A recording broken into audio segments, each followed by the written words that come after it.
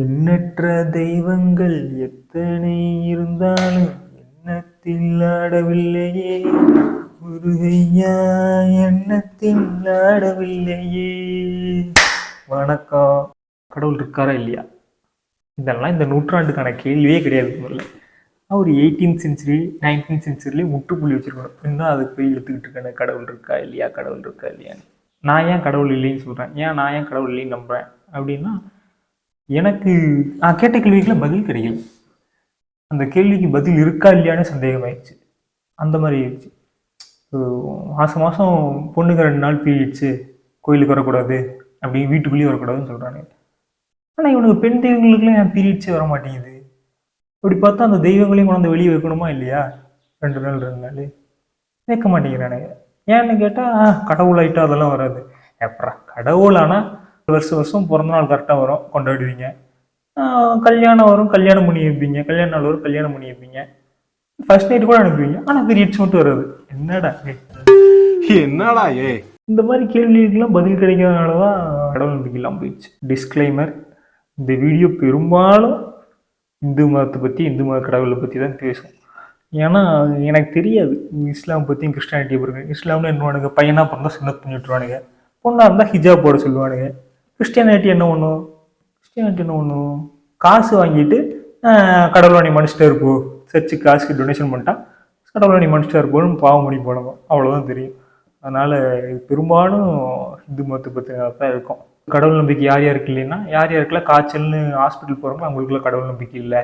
இல்லாட்டி யார் யாரெல்லாம் கோயிலில் இருக்க உண்டியலுக்கு பூட்டு போகணும்னு நினைக்கிறாங்களோ அவங்களுக்குலாம் கடவுள் நம்பிக்கை இல்லை அப்படிமா. எனக்கு என்ன தோணுதுன்னா, யார் யாரெல்லாம் சாமி கும்பிட்றாங்களோ அவங்களுக்கே கடவுள் நம்பிக்கை இல்லைன்னு தோணுது. உன்னை படைச்ச கடவுளுக்கு உனக்கு என்ன கொடுக்கணும் கொடுக்கூடாதுன்னு தெரியாதா? அப்புறம் இப்போ நீ சாமி கும்பிட்ற, எனக்கு இந்த பிரச்சனை கடவுள்கிட்ட சொல்லவே தேவையில்லையே. கடவுள் தான் உன்னை படைச்சிருக்காரு, உன் கடவுளுக்கு தெரியாது உனக்கு என்ன கொடுக்கணும்னு. இதுக்கு சாமி கும்பிட்ற? அப்போ இனிமேல் கடவுளை போய் பார்க்கணும்னா சும்மா கோயிலுக்கு போய் பார்த்துட்டு மட்டும் வந்தால் போதும். சாமி கும்பிட கோயிலுக்கு கூட போக தேவையில்லை. எங்கள் கடவுள்லாம் தூண்ல இருப்பார், திரும்பி இருப்பார். கோயிலுக்கு கூட போக தேவையில்லை. கரெக்ட். யார் யாரெல்லாம் சாமி கும்பிடணும்னு நினைக்கிறாங்களோ அவங்க எல்லாமே ஏத்திஸ்ட் தான். அவங்களுக்கே கடவுள் நம்பிக்கை இல்லைலாம். இதை கூட அதை தர்றங்க சொல்கிற கடவுள் எப்படி கடவுளாக இருக்க முடியும்? அது பிஸ்னஸ்ஸு, அது வியாபாரம். எனக்கு தேவையான இன்னொருத்தன் இருக்கு, எங்கிட்ட இருக்கிறத கொடுத்துட்டு அவன்கிட்ட இருக்கிறத நான் வாங்கிக்கிறேன் அப்படிங்கிறது பிஸ்னஸ். இன்னும் சொல்ல போனால் ப்ராஸ்டியூஷன் இஸ் ஆல்சோ பிஸ்னஸ். 2 பேருக்கு 2 நீடு இருக்குது, 2 பேரும் அதை எக்ஸ்சேஞ்ச் பண்ணிக்கிறாங்க. அவங்கள்ட்ட இருக்கிற எக்ஸ்சேஞ்ச் பண்ணிவிட்டு அவங்களுக்கான நீடு மொழியும் 2 பேரும் கேதர் பண்ணிக்கிறாங்க. அவ்வளோதானே? இதுதான் ப்ராஸ்டியூஷன் ஒரு பிஸ்னஸ் தான். அப்போ நீ இதே தான் கடவுள்கிட்டையும் பண்ணிகிட்டு இருக்க. அப்படி தெரிஞ்சோ தெரியாமலையோ கடவுளையே நீ ப்ராஸ்டியூட்டாக மாற்றிட்டு இருக்க. ப்ராஸ்டியூட்டுங்கிறது ஒரு தொழிலுக்கான பேராக இருக்கலாம். ஆனால் ப்ராஸ்டியூஷனில் என்ன நடக்குதோ அதைத்தான் நீ கடவுளையும் பண்ண வைக்கிற. வேறு மதமும் கடவுளும் நம்ம எந்த விதத்தையுமே உதவலையே. எந்த விதத்துல தான் நமக்கு சரியான வழியில் நம்ம கூட்டிகிட்டு போயிருக்கு? எங்கேயுமே அப்படி கொண்டு போலியே. மேபி ஒரு இடத்துல சொல்லலாம், கடவுள் நம்பிக்கை நம்மளை நல்வழிப்படுத்தியிருக்கு அப்படின்னா ஒரு ஹேபிட்டை பழக்கிறதுக்காக அது இருந்திருக்கலாம். ஏன்னா ஏதாவது தப்பு பண்ணால் சாமி கண்ணை குத்திரும் அப்படி இப்படின்னு சொல்லி நம்ம நல்வழிப்படுத்துது கடவுள் அப்படின்னு நினைக்கலாம். ஆனால் அதுவுமே ஒரு வழியில் தப்பு தான். ஏன் அது தப்புன்னு சொல்லி தராம நீ அது பண்ணால் சாமி கண்ணை குத்திரும், அதை பண்ணிடுறத பண்ணிடுறோம், அது எப்படி கரெக்டாக இருக்கும்? ஒரு தப்பு நடக்குது, அது தப்பாக இருக்குது அப்படின்னா அது ஏன் அது தப்புங்கிறத சொல்லி புரிய வைக்கணும். நீ உனக்கு அதான் மதத்தோட அடித்தளமே அதுதான், நம்மளை கம்ஃபர்ட்டாக வச்சுக்கும் மதம். மதம் எந்த விதத்துலையுமே ஒருத்தனை சிரமப்படுத்துறது இல்லை. அது எல்லாத்தையும் ஒரு விதமாக கம்ஃபர்டபுளாகவே வச்சுக்கிட்டு இருக்கு. நாமளே ப்ளேம் பண்ணிக்க தேவையில்லை. அது நேரம் சரியில்லை, கடவுள் இப்படி பண்ணிட்டாரு, விதி விளையாடிச்சு. ப்ளேம் எடுத்துக்கிறதுல ஒரு பிரச்சனை இருக்குல்ல, அந்த பிரச்சனையுமே மதம் நமக்கு தர்றதில்லை. அதனால மதம் ரொம்ப கம்ஃபர்டபுளாக வச்சுக்குது நம்மளைய. இதுதான் கடவுள் இன்னும் வாழ்ந்துட்டு இருக்கிறதுக்கான காரணமாக இருக்கும்னு நினைக்கிறேன். இல்லைன்னா நாம் செய்கிற தப்புக்கெல்லாம் நாம தான் காரணம்னா எப்படி இருக்கும்? நம்ம வாழ்க்கையில் என்ன தப்பு நடந்தாலும் அது நம்ம கையில் இல்லை, அது கடவுள் பண்ணிட்டாரு அப்படின்னு முடிஞ்சு போச்சு. இப்படி கம்ஃபர்டபுளாக வச்சுக்கிறது தான் மதத்தோட வெற்றியே. இன்னொன்று, உயிர் இருக்குன்னு நம்ம வச்சது தான் இதோட அடித்தளமாக இருக்குது. ரொம்ப பேஸாக பார்த்தா எல்லா மதமும் உயிர்னு ஒன்று இருக்குன்னு நம்ம வச்சுருந்தோம். உயிர்னு ஒன்று எங்கே இருக்குது? உயிர்னு ஒன்று கிடையவே கிடையாது. முதல்ல இது இது என்ன சொல்கிறது, நம்ம ஒரு மிஷின், அவ்வளோதான். எல்லா உறுப்புகளும் ஒன்றா சேர்ந்து இயங்கிட்டு இருக்குன்னு இயங்கிட்டு இருப்போம். ஏதோ ஒன்று நின்றுச்சுன்னா நின்றுவோம், அவ்வளோதான். இயக்கம் தான் இது. உயிர்னு ஒன்று கிடையவே கிடையாது நமக்குள்ள. இப்படி நம்ப வச்சது தான் மதத்தோட வெற்றி. உயிர்னு ஒன்று இருக்குன்னு நம்ப வச்சதே மதத்தோட வெற்றி தான். மதம் எதையாவது புனிதம்னு சொல்லிச்சுன்னா அவ்வளோதான் முடிஞ்சு. அது புனிதம்ங்கிற வார்த்தையே ஒரு பசுந்தோல் போத்திய புலி மாதிரி தான். கோயில் புனிதமானது, கருவறை புனிதமானது அப்படின்னா முடிஞ்சு போச்சு. அங்கே யாரோ வரக்கூடாதுன்னு சொல்ல போகிறானுங்க. பெண் புனிதமானது அப்படின்னா அவ்வளோதான் முடிஞ்சு. அவன் என்ன ட்ரெஸ் போடணுங்கிறது முடிவு பண்ண ஆரம்பிச்சிருவானுங்க. மாடு புனிதமானது, மாட்டை என்ன பண்ணக்கூடாது, என்ன கொலை பண்ணக்கூடாது, அறுக்கக்கூடாது அப்படின்னு அதுக்கு ஒரு வந்துருவானுங்க. இந்த புனிதம்ங்கிற வார்த்தையே ஒரு அடக்குமுறையை கொண்டாடுற வார்த்தையாக தான் இருக்குது. இந்து மதம் பெரும்பாலும் ஜாதிகளை பற்றியும் ஜாதிகளோட கட்டமைப்புக்குள்ள தான் இந்து மதமே இருக்குது. ஜாதிகள் இல்லாமல் இந்து மதம் தனியாக சஸ்டெயின் ஆகவே முடியாது. சொல்லப்போனால் ஜாதிகள்லாம் ஒழிஞ்சிருச்சுன்னா இந்து மதத்தினால வாழ முடியாது. ஏன்னா மற்ற மதங்களுக்கெல்லாம் ஒரு ப்ராப்பர் ரெகுலேஷன்ஸ் இருக்குது.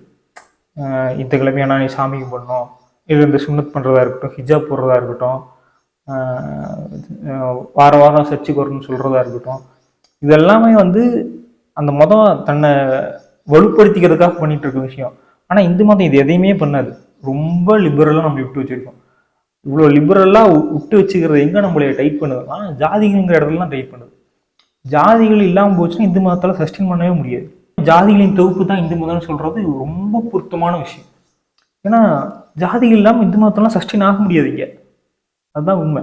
மற்ற மதங்களில் ஜாதிகள் இருக்கா இல்லையா? மற்ற மதங்களையும் ஜாதிகள் இருக்குது. ஆனால் அந்த ஜாதிகள் இல்லைன்னா கூட அந்த மதங்கள் இருந்துகிட்டு தான் இருக்கும். ஆனால் இந்து மதம் அப்படி இல்லை. ஜாதிகள் அழிஞ்சிருச்சுன்னா இந்து மதம் அழிஞ்சிடும். அதனால இந்து மதம் யார் யாருக்கெல்லாம் இருக்கணும்னு நினைக்கிறாங்களோ அவங்க ஜாதிகள் அழியாமல் பார்த்துப்பாங்க.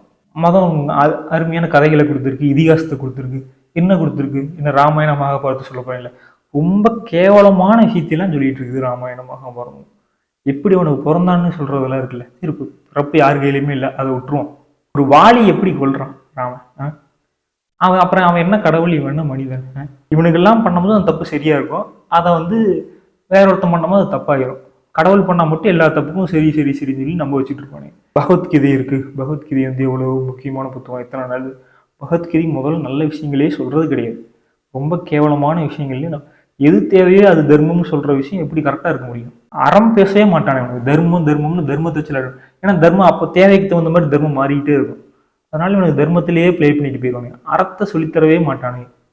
அது எப்படி அப்புறம் எப்படி அறம் சொல்லித்தராத ஒரு புத்தகம் எப்படி சரியான புத்தகமாக இருக்க முடியும்? பகவத்கீதையை மகாபாரதம் எழுதின டைம் பீரியட் எழுதுனாங்கன்னு கேட்டால் அதுவே கிடையாது, அதுவே பொய். ஏன்னா பகவத்கீதை எழுதப்பட்டது புத்தரோட காலத்துக்கு அப்புறம் தான். ஏன்னா புத்தர் வந்தது இந்து மதத்துக்கு மட்டும் இல்லை, எல்லா மதத்துக்குமே பெரிய அடி. புத்தர் வந்துட்டு போனது அவ்வளோ பெரிய இம்பாக்டா இருந்தது எல்லா மதத்தையும். அதனால எல்லா மதமே தன்னை புதுப்பிக்க ஆரம்பிச்சிச்சு. புத்தர் வந்துட்டு போன அந்த டைம் பீரியட்ல. இல்லைன்னா புத்த மதம் தான் பெருசா இருந்திருக்கும், மற்ற மதங்கள்லாம் அழிஞ்சிருங்கிற பயத்துல எல்லா மதங்களும் தன்னை ரெனோவேட் பண்ணிக்க ஆரம்பிச்சு. அப்படி அதுக்கப்புறம் எழுதப்பட்டதான் பகவத்கீதை. ஆனால் பகவத்கீதை மகாபாரதத்தோடு சேர்த்து எழுதப்பட்டது. மகாபாரதம் எழுதுனதுதான் பகவத்கீதை எழுதுனா கிடையவே கிடையாது. ரெண்டு வெவ்வேறு டைம் பீரியட்ல வெவ்வேறு ஆளுக அப்போ என்ன தேவைப்பட்டதோ, மதத்தை வலுப்படுத்துறதுக்கு என்ன தேவைப்பட்டதோ அப்படி எழுதப்பட்டதுதான் அந்த புத்தகங்கள். சிறு தெய்வங்கள் நம்ம ஊர்ல இருக்க சிறு தெய்வங்கள் முருகரே ஒரு சிறு தெய்வமா இருந்திருக்க வேண்டிய ஆள் தான். ஏன்னா தமிழ்நாட்டை தவிர அந்த ஆளுக்கு எங்கேயுமே கிடையாது. தமிழர்கள் இருக்கிற இடம் தமிழ்நாடு, தமிழர் இருக்கிற இடம், இங்கே மட்டும்தான் அந்த ஆளுக்கு முருகருக்கு. வேற எங்கேயுமே ஒரு காடாவே மதிக்க மாட்டானுங்க. 6 படை வீடு அப்படின்னா அது மிலிட்ரி பேஸ். படை வீடுன்னு என்ன, மிலிட்ரி பேஸ் 6 இடத்துல இருந்திருக்கு. அவன் இங்க இருந்த ஒரு அரசனா தான் இருந்திருக்கணும் முருகன். அவன் எப்படி எலக்ட் லிஸ்ட்டுக்குள்ள சேர்த்துனானுன்னே தெரியல. ஒருவேளை அவனுக்கு அந்த கடவுள் நம்மள்கிட்ட புகுத்துறதுக்காக இவர் அவனோட மகன் அண்ணன் தம்பி அப்படின்னு சொல்லி இது கொண்டாண்டான்லாம் இல்லையான்னு தெரியல. அதனால முருகர் எலக்ட் லிஸ்ட்டில் எப்படி போனாருன்னே தெரியல. ஒரு தமிழ் கடவுளாக தான் இருந்திருக்கும். அது இல்லாமல் நம்ம ஊரில் இருக்க சின்ன சின்ன சிறு தெய்வங்கள் அவங்களாம் இங்கிருந்து வாழ்ந்து இறந்து போனவங்களா இருப்பாங்க. இந்த மதுரை வீரன் அப்படி இப்படிலாம் சொல்கிறோம் இல்லையா, அவங்களாம் ஏதோ ஒரு வகையில் இங்கே வாழ்ந்துட்டு. மதுரை வீரன்லாம் யார்? லவ் ஃபெயிலியர்னா இப்போ நடந்ததில்ல கவின் சம்பவம், அந்த மாதிரி அப்போ நடந்த சம்பவம் தான் மதுரை வீரனோட ஸ்டோரி. அரசன் மகளை லவ் பண்ணதுக்காக கொலை பண்ணப்பட்டவன் தான் மதுரை வீரன். என்ன பண்ண, அரசனை பற்றி எப்படி நம்மளால சண்டை போட முடியும்? அதனால இப்படி இவனை கடவுளாக மாற்றி அவங்களோட எதிர்ப்பு தெரிவித்தாங்க. அரசர்களுக்கு இது ஒன்றும் பெரிய விஷயமா இப்போ தோணலை. அது இப்பயும் அது பெரிய விஷயமா இல்லை. ஏன்னா உனக்கு நம்ம என்ன தான் பண்ண முடியும்? ஒன்றும் பண்ண முடியாது. மக்கள் மட்டும் நம்ம அரசர்களை சேர்த்து என்ன பண்ணிக்க முடியும்? எதுவும் பண்ண முடியாது. இவனுக்கு இப்படி ப்ரொஜெக்ட் பண்ணுறானுங்க, சரி விட்டுரு, அவனுக்கு பாட்டில் எதுக்கு கோயில் குளம் தானே சுற்றுறானுங்க, நம்மளை ஏற்று அவனுக்கு சண்டை கோயில் இல்லை, அதனால் அப்படியே விட்டுருவான் அப்படின்னு விட்டானே. இவனுக்குலாம் அதை அப்படியே கோயிலில் அப்படியே மாற்றிட்டானே, சாமியை மாற்றிட்டானே. இப்படித்தான் இங்கே இருக்கிற எல்லா தெய்வங்களும், சிறு சிறு தெய்வங்கள் எல்லாமே இப்படி உருவாக்கப்பட்ட தெய்வங்கள் தான். அதனால இது சிறு தெய்வங்கள் சரின்னு சொல்ல வரல. அது பெரிய முட்டாள்தனம், அது சின்ன முட்டாள்தனம், அவ்வளவுதான். கடவுளுங்கிற ஒண்ணு கிடையாது. கடவுள் தேவைப்படுறாருன்னு சொல்லிட்டு இருக்கோம். கடவுள் எந்த விதத்துக்கு தேவைப்படுறாரு? கடவுள் எந்த விதத்திலுமே நமக்கு தேவைப்படுறது இல்லை. தீதும் நன்றும் பிறதர வாரா, இதுதான் அறம்.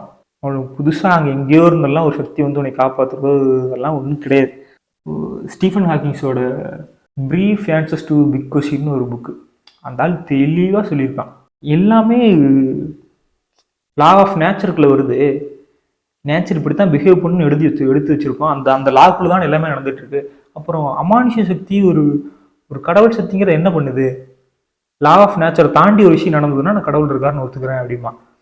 அந்த ஆளு ஆமா, எல்லாமே சயின்ஸ் லாக்குள்ள தானே வருது. சயின்ஸ் எப்படி ஒரு விஷயம் தூக்கி போட்டா மேலே தூக்கி போட்டா கீழே வருது, அந்த மாதிரி தான் நடந்துட்டு இருக்கு. அது இல்லாம இங்க ஒரு விஷயம் அப்படி மேஜிக்கா ஒரு விஷயம் நடக்குது அப்படின்னா நடக்கிறது இல்லை. அந்த ஆள் சொன்னது எவ்வளவு கரெக்டா இருக்குது. மனிதனை மீறின சக்தி என்னவா இருக்கு? இவ்வளவு நாள் சிவிலைஸ் ஆகி இவ்வளவு அறிவோட சிவிலைஸ் ஆகி வந்த உயிரினம் நாம தான், ரைட்டா? நம்மளோட அறிவார்ந்த ஜீவனெல்லாம் இருந்திருக்கலாம். ஆனா அதனால இந்த சொசைட்டிக்குள்ள ஃபிட் ஆக முடியல. அந்த காலத்துக்கு தகுந்த மாதிரி தன்னை மாத்திக்க முடியல. அந்த காலத்துக்கு தகுந்த மாதிரி தன்னை அதனால பொருத்திக்க முடியல. மாத்திக்க முடியும் தாண்டி பொருத்திக்க முடியல. இதுல பொருந்தி வந்தவங்க தான் நாம. இவ்வளவு கஷ்டப்பட்டு சிவிலைஸ் ஆகி வந்து அது இல்லை கடவுள் நேராக கொண்டாந்து இங்கே இறக்கிட்டு போனாருங்கிறது ஒரு முட்டாள்தனமாக இருக்கும். நம்ம தான் சுப்பீரியர் லிவிங் பீயிங். நம்ம தான் உச்சகட்டம், அறிவின் உச்சகட்டம் நம்ம தான். நம்மளை தாண்டி இன்னொரு சக்தி கிடையாது இந்த உலகத்தில்.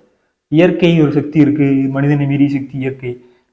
ஆமாம், மனிதனை மீறி சக்தி இயற்கை தான். அது ஒன்றும் இப்போதைக்கும் அதில் மாற்றம் இல்லை.